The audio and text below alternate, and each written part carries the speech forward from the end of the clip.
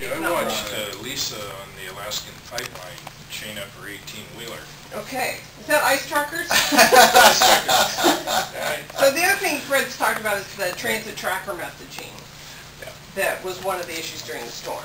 Was that what Carolyn was going to talk about today? In part. She was not, by George, she would not, no, she was being talked just kind of as general where we are kind of technology-wise, and probably would have referenced a little bit, but I mean, this is one of the areas that I want us to be able to do more with, and that is to be able to have more of that messaging out there that at least gives people as much as we have. I mean, you know, if you were on the transit mall, we would have probably had a message that just said, you know, the traffic is blocking our buses and light rail. You know, we're hoping it'll get cleared out and move. I mean, I don't know exactly what the words would be, but it wouldn't be more explanation. We couldn't predict. Yeah, we would have at least tried to be able to get out more information to people. Now, the Twitter really does have. So you'd like to do next time this sort of thing happens, or you wish you could have this time, gotten more information on those monitors? Even on those monitors, I mean, that's a part of the reason we have those monitors is to be able to message, not just to have next bus or next train, but to be able to message. And that's something that that we have already talked. I've already talked to Carolyn about how I wanted to make sure that we have, even if it's no information. That is, you know, terrible conditions out there we can't predict. I want to be able to have that kind of a message on those screens so that people understand that, you know, it's, you know, we can't predict, because I think at least some of those 40% that were complaining, you know, 60% said, great job my operator did, but some of those 40% is we couldn't get information. Well, there wasn't much information we could have given, but we should have been saying things such as, we, in essence, we don't know because the highways can't, the road system isn't moving, we can't predict, and as soon as there is information, we'll share it with you.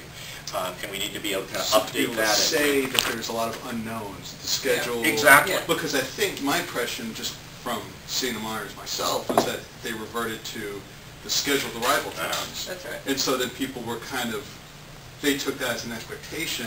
They didn't interpret that as, oh, this is some sort of fallback and this doesn't really mean anything. This, right? I mean, that's, for you guys, I mean, your understanding is, dusting like that, boom, all bets are off, right? All schedules are off, just like you can't rely on any of that, right? Exactly. Now, again, it's because everybody decided to leave at the same time. You know, I mean, it's, you know, I mean, it's been well reported. Right. And obviously, as Steve referenced, Phil Volker, our weatherman, you know, that's the guy that I always thought we ought to have a warranty from it. but I think he needs to pay up. You know, every other, I mean, even your forecaster, as you know, for the Oregonian, you know, had it wrong and so.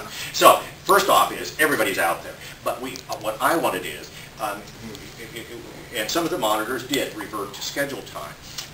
What we would have done typically in that is just turn them off. And my answer is no. Just to be blank maybe doesn't give a misimpression that the schedule is going to be adhered to if that were showing. But rather I think we ought to be having, and this is where we all agree we need to have, is whatever the proper wording is, but to be able to indicate that the conditions are so unpredictable that we cannot tell you what is happening. We'll keep you posted, but here's what, you know, here's what's happening, kind of thing. You know, that is that, you know, traffic is blocking all of our major bus routes. We're not able to move, and you know, again, whatever the exact words are to say that, but that's what I really think is very, very important, and we all agree that's it. And but it's on screens, but also on the computer when you do transit tracker, as well as on the phone. So we want it, because a lot of people are already out and they're looking at the monitor, you know, or they're calling. So it's all three of the elements that we get transit tracker information out. Which is on the phone, on the computer, and on the screen. Half of our MAX platforms have a computer screen at them. Really? Yes. Well, and of the whole system? Of 84 platforms. Or at least the LED. 44. Doesn't matter which kind, it has a screen that you can get. So half have a screen of some sort, whether it's a flat screen or an LED, to be able to provide info. So that's one key way to get info, as well as the phone and the computer before you leave. You know, check your computer. But one of the reasons why Twitter has some real promise is, it is if you're not, you know, you don't have a handheld device that'll get you, you know, allow you to get onto your computer and get your email or something else. Twitter allows us to be able to do it, and that's what, as Carolyn said, that's kind of a pilot. The other piece that I think is very important is that we really recognize that what people want is information. We thought, for example, in most circumstances, our mapping works very well. I guess I'm being told I'm going to have to leave here in a second. But our mapping works, is very good because it tells you where, I mean, have you pulled up mapping yet? It's been Our map? Our vehicle map? lately. I've tried it. It's pretty slow when I try to... I do, You use it? but it shows where the actual buses are, and I've made a whole separate thing, transit app with that, but But it does, I mean, it literally has an app, it shows you. The difficulty in this storm is, you know, people say, oh, it's only, you know, 15 blocks away. Well, yeah, but it wasn't moving, you know, because it got stuck in the same traffic. So even that tool, which we would have said generally, really, you know, allowed people visually to understand kind of what was going on. But if it is done as a snapshot, it doesn't do you much good because it just says it's close, but if it's stuck in traffic and isn't going to get there, or at least not for some time. So that's why I really want this message that says conditions are unpredictable out there. We cannot tell when when things will clear. We'll keep you updated, you know, that sort of thing, because I think people want that, and they certainly don't want to think schedule time, you know, or something else that allows. So does the with Twitter, you only have, I mean, you have to have a mobile device, you know. Yes, oh yeah. Well, you can get on web too, limited but audience, right? I mean, or you have to have a computer.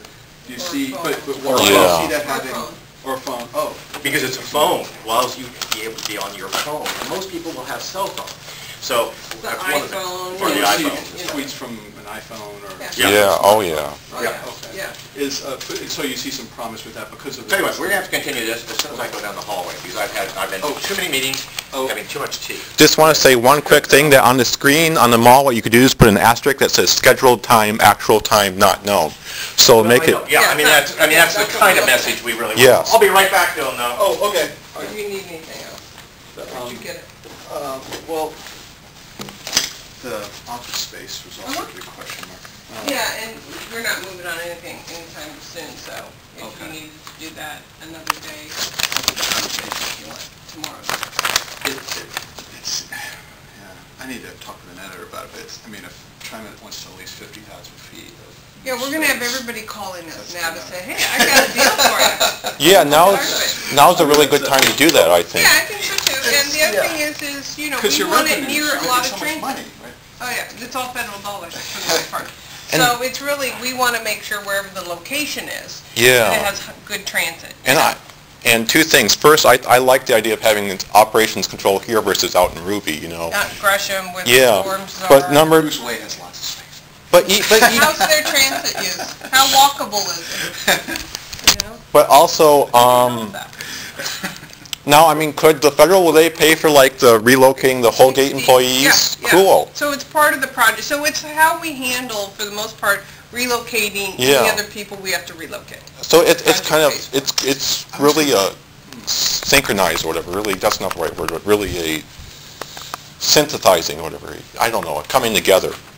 Yeah, the stars are aligning. Yes, and that you want to do it anyway, so now, Yeah, we have, now you have to. And we don't have a backup command center, you know, which is usually you have a critical function like that for dispatch and control, that you have those as a redundant system. Yeah. We don't have a redundant system. Yeah. That would allow us to have one, because if we move it on the 4th floor here, then that would be where everything is, and then we'd have redundancy if anything ever happened here. We are completely dead in the water.